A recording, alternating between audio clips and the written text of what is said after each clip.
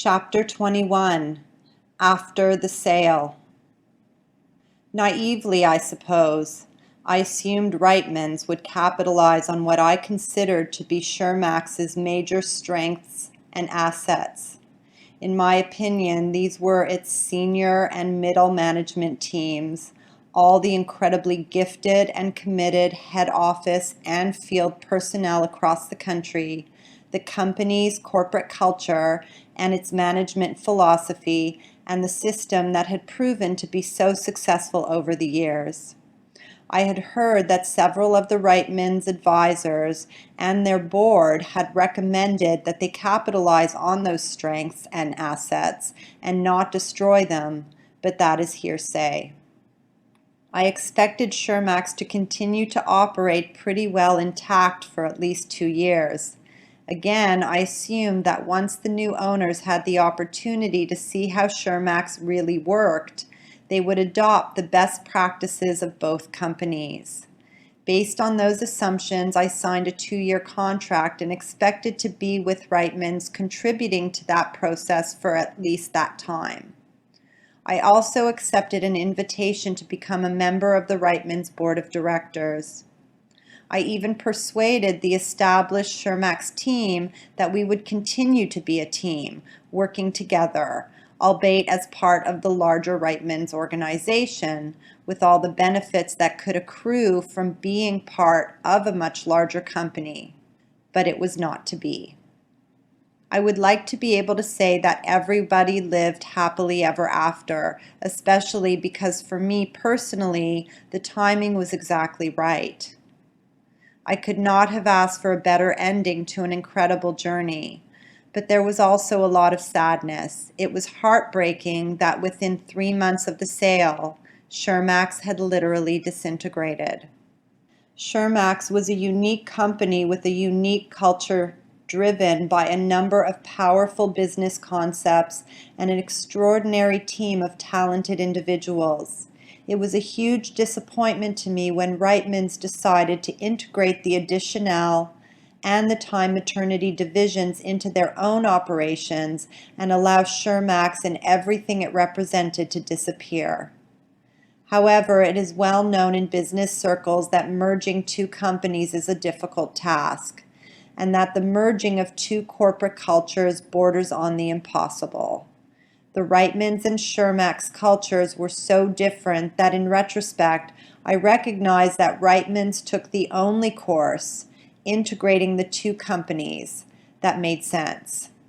Any other strategy would have only prolonged the agony and would probably have had the same outcome.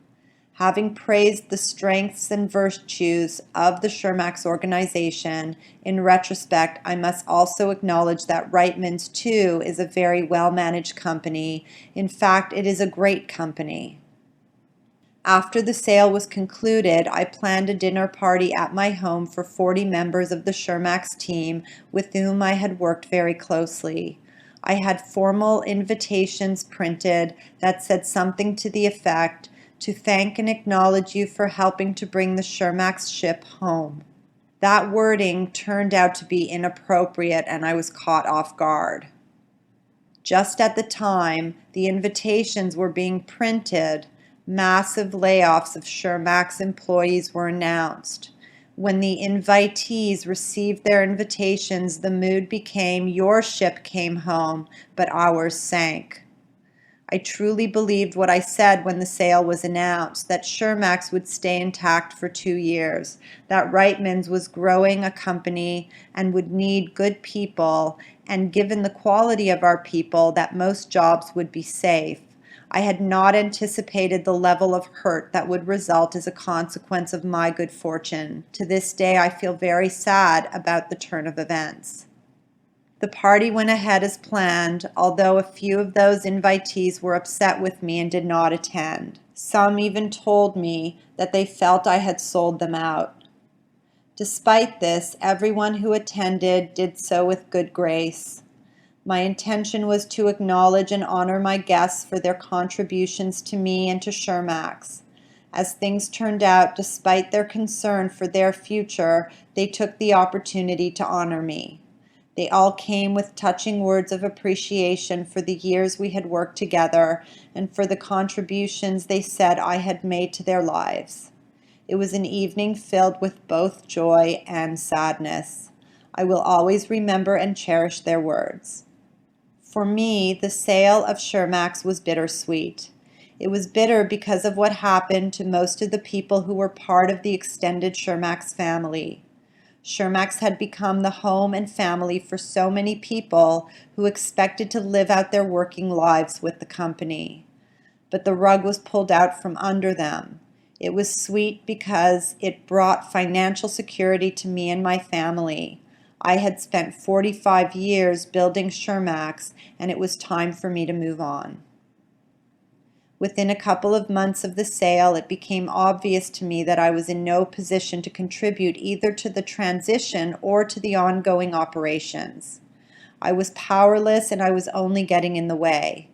So I went to Jeremy Reitman and I told him how I felt and that although we had a 2-year contract, he should not feel bound by it, and I was prepared to leave at any time he thought it appropriate. He came back to me in a few days and said he agreed, and I was free to go whenever I was ready. I stuck around for a few weeks to clean up my personal files, and then I left. As I said before, I have stayed on as a member of the Reitman's board of directors, and I am truly honored to be on their board. And so ended my career as a fashion retailer. For my part, my life at Shermax was a fabulous journey, and by any measure, it is a success story. I spent 45 years building the business, and I built a wonderful life around that business. For all the years that Shermax was part of my life, I could say that Shermax was like a mistress. But she was more than that. She was truly another love in my life. There were good years, not so good years, and bad years.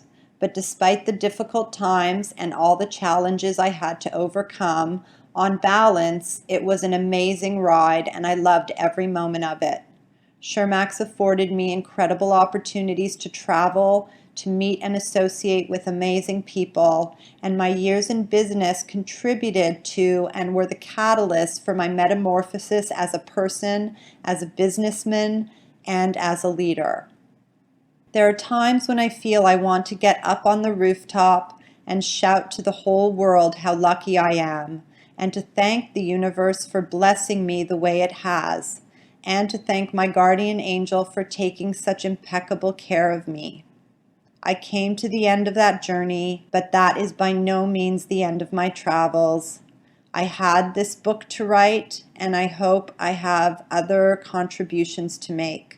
I look forward with great anticipation to where my guardian angel will direct me and to what the future has in store for me.